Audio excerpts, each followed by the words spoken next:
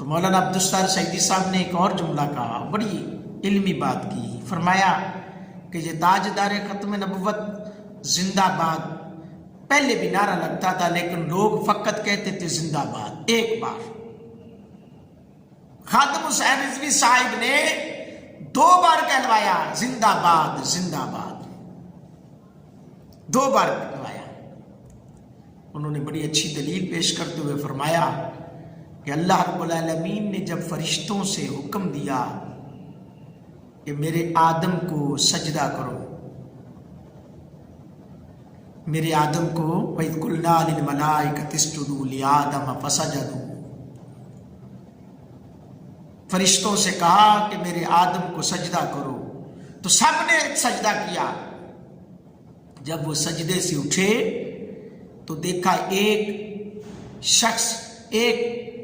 کھڑا ہے، ابلیس کھڑا ہے، اور پھر جبریل علیہ السلام نے دوسرا سجدہ کیا۔ ایک سجدہ حکم ربی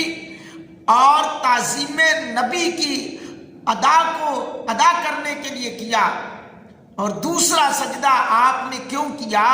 آپ نے دوسرا سجدہ اس ابلیس کو جلانے کے لیے کیا، اس منکر نبی کو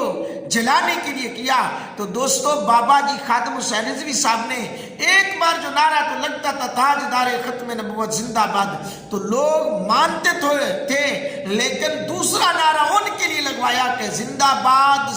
باد، اس لیے کہ تاکہ منکرین مصطفیٰ کا بھی پتہ چل جائے، جو مصطفیٰ کی زندگی کا انکار کرتے، حضور کے بعد از وصال حضور کے حاضر و ناظر ہونے کا انکار کرتے ہیں، ان کے لیے تاجدار ختم نبوت زندہ باد لگایا، تاکہ پتہ چل جائے کہ لبرل کون ہے اور اپنا کون ہے، بیگانہ کون ہے۔